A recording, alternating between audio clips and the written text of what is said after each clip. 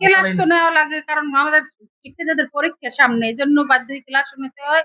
এবং এই যে আন্দোলন চলতেছে সেটা আমি যৌক্তিকই মনে করতেছি, কারণ আমাদের যে মানে 25 বছর পর্যন্ত চাকরি করে কোনো পদোন্নতি নেই আমাদের, এবং আমাদের যে বেতন ভাতা দিচ্ছে তাতে তো আমাদের মানে সংসার চালাইয়ে বাচ্চাদের ভালো জায়গায় পড়ানোর মতো আমাদের কোনো সুযোগ নেই। আমরা তো বাংলাদেশের নাগরিক হিসেবে আমরা তো চাই যে ভালোভাবে বাঁচতে থাকি, এবং আমাদের তৃতীয় শ্রেণীর কর্মচারী করে রাখছে, এটাই আমাদের সবচেয়ে বেশি দুঃখের বিষয় যে আমরা সামান্য মানে ড্রাইভারের চেয়েও নিচের স্কেলে চাকরি করি।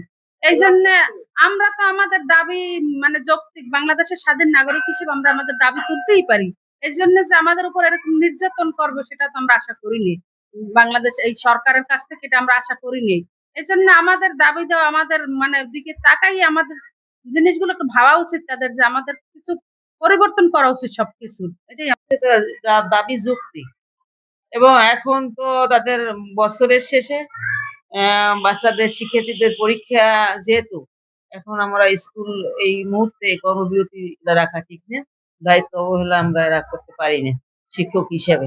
বাচ্চাদের দিকে তাকাই আমরা দায়িত্ব অবহেলা না করে আমরা বাচ্চাদের তাকাই, আমরা তো কার্যক্রম চালিয়ে যাচ্ছি।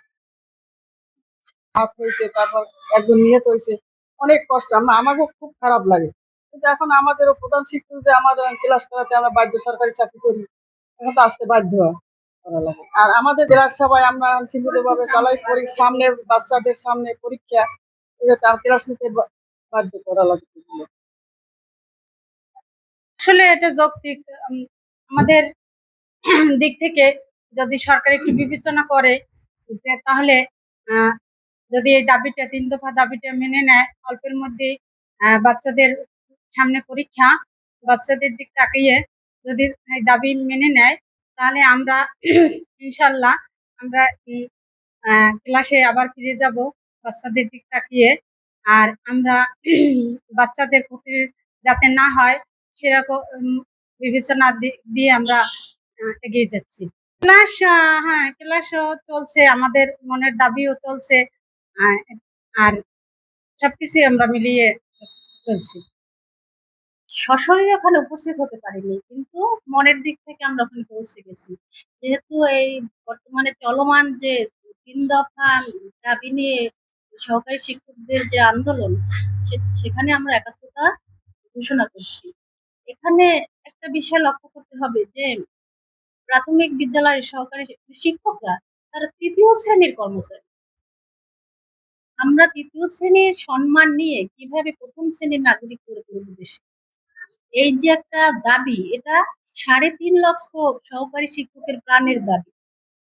এ বিষয়ে আমরা অবশ্যই একাত্মতা ঘোষণা করছি।